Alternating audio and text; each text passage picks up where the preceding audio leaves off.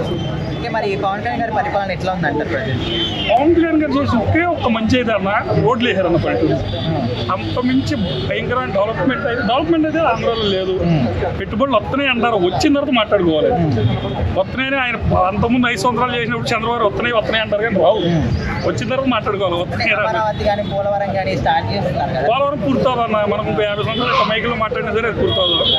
అమరావతి అవ్వదు, ఇంపాసిబుల్. అయినా ల్యాండ్ తక్కువ కదన్నా, మన హైదరాబాద్ అంతా ల్యాండ్ సఫిషియెంట్గా ఉండదు. ప్లస్ అది డెవలప్మెంట్ అయ్యే ఛాన్సే లేదు, ఇంపాసిబుల్. అంటే ఎందుకు అంత నమ్మకంగా చెప్తున్నారు? పథకాలు లేదు నువ్వు అడిగితే అది కూడా చెబుతుంది. నెక్స్ట్ డెవలప్మెంట్ అట్లా కాదు, ఇప్పుడు అంత నమ్మకంగా ఎట్లా చెప్తున్నారు అంటున్నా. ఎట్లా చెప్తారన్నా, ఈయన అంతకుముందు డెవలప్మెంట్ చేస్తా అమరావతి చేస్తున్నప్పుడు 2019 ముందు ఈయనే కదా చేయలేదుగా. మళ్ళీ ఇప్పుడు చేస్తా అంటాడు, మళ్ళీ చేయడు, మళ్ళీ తర్వాత నాకు మళ్ళీ ఛాన్స్ ఇవ్వడం చేస్తా అంటాడు, చేయడు. అయినా మనం నమ్ముతాం. ఇప్పుడు ఏమన్నా నిన్న మీటింగ్లో నేను పథకాలు ఇద్దాం అనుకున్నాను కానీ ఇవ్వలేదన్నారు జనం. ఏం చెప్పాలి అర్థం కావట్లేదు, డబ్బు ఉన్నా ఇవ్వలేకపోతున్నారు అంటున్నాడు. అన్నీ ఆయన చదువుతాడు కానీ జనం వింటారో మనం ఏమన్నంటే మాత్రం మీరు దేశ ద్రోహులు ఇది అంటారండి. అని ఇప్పుడు ఇట్లా జరుగుతుంది కదా, మరి నెక్స్ట్ వచ్చే ఎలక్షన్స్ లో ఈ పార్టీ వస్తుంది అనుకోవచ్చా?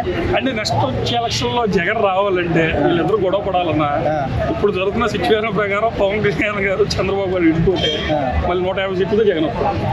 కలిసి ఉంటే కష్టమే, అది చెప్పలే. ఎందుకు విడిపోతారన్న 2014లో పవన్ కళ్యాణ్ జగన్ కూడా అట్లా అన్ని దిక్కులు నారాలు చంద్రబాబు దిక్కేది అయినా కలిసిపోవాలా. వాళ్ళిద్దరు బాండింగ్ కుదిరింది, సక్సెస్ అయ్యారు. ఆంధ్రప్రదేశ్ సక్సెస్ అవుదాం అనుకుంటే ఉంటారో, విడిపోతే మాత్రం కష్టం. జగన్ కొట్టలేదు.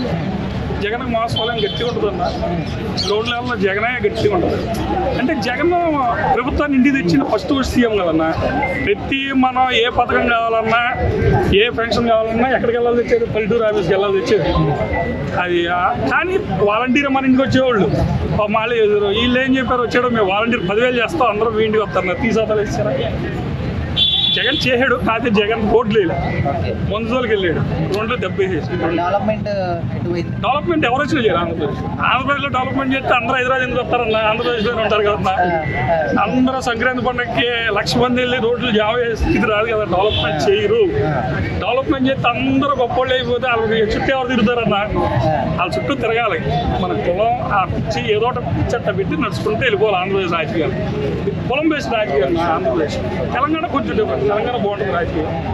వీళ్ళు అటు ఇటు చూస్తున్నారు. ఆంధ్రప్రదేశ్లో ఇప్పుడే జరుగుతాయి.